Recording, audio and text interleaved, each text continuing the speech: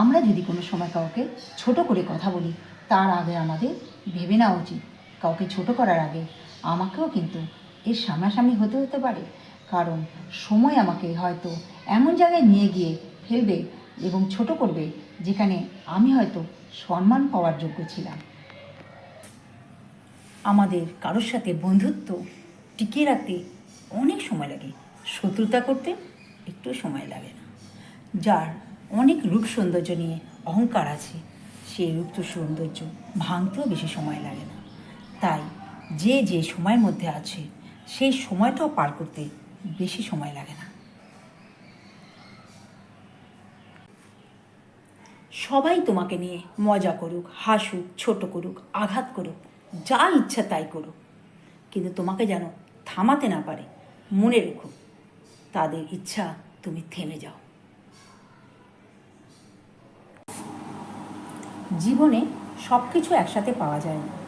যদি অনেক সম্পত্তি থাকে তো সম্পর্ক থাকে না, যদি সম্পর্ক থাকে তো সম্পত্তি থাকে না, যদি সম্পর্ক এবং সম্পত্তি দুটোই হয়তো থাকে তাহলে শরীর ঠিক থাকে না, যদি শরীর, সম্পর্ক, সম্পত্তি সবই একসাথে থাকে জীবনটাই থাকে না। তাই বর্তমানে থাকাটাই ভালো। সময়ের দুটো দিক আছে, একটা ভালো দিক, একটা খারাপ দিক। যেমন ঘর বানাতে অনেক সময় লাগে, কিন্তু ঘর ভাঙতে সময় লাগে না। বন্ধুত্ব করতে অনেক সময় লাগে, কিন্তু বন্ধুত্ব ভাঙতে সময় লাগে না। সম্পর্ক তৈরি করতে অনেক সময় লাগে, সম্পর্ক ভাঙতে সময় লাগে। মানুষ সবসময় খারাপ হয় না, খারাপ হয় তার সময়। আমরা তবু মানুষকেই দোষ দিই।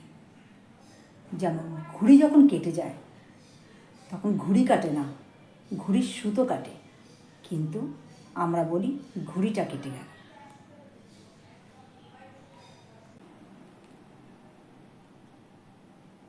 কথাটা সত্যি কিন্তু অপ্রিয়।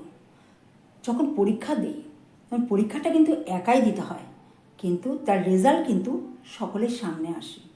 তাই যখন কোনো মানুষ কোনো কাজ করে, সেই কাজ কিন্তু সে একাই করে, তখন তার মনে হয় কেউ আমাকে দেখছে না, কিন্তু তার রেজাল্ট যখন আসে তখন কিন্তু সেটা সকলের সামনেই আসে।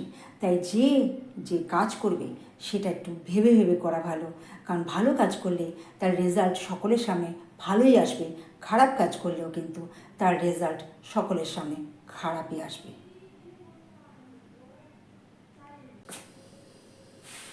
আজ আমি নিজেকে একটা প্রশ্ন করলাম, জীবন কিভাবে চালানো উচিত?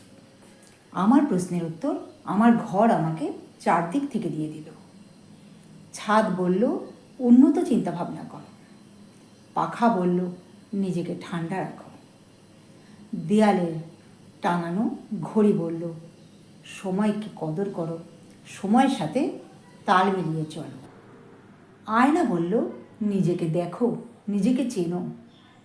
জানলা বলল দুনিয়াকে দেখো, তোমার জন্য অনেক কিছু অপেক্ষা করছে, ঘরের মধ্যে নিজেকে আটকে রেখো না। মেঝে বলল মাটির সাথে জুড়ে থেকো। আমার উত্তর আমার ঘর আমাকে চারদিক থেকে দিয়ে দিল, আমার উত্তর পাওয়া হয়ে গেল।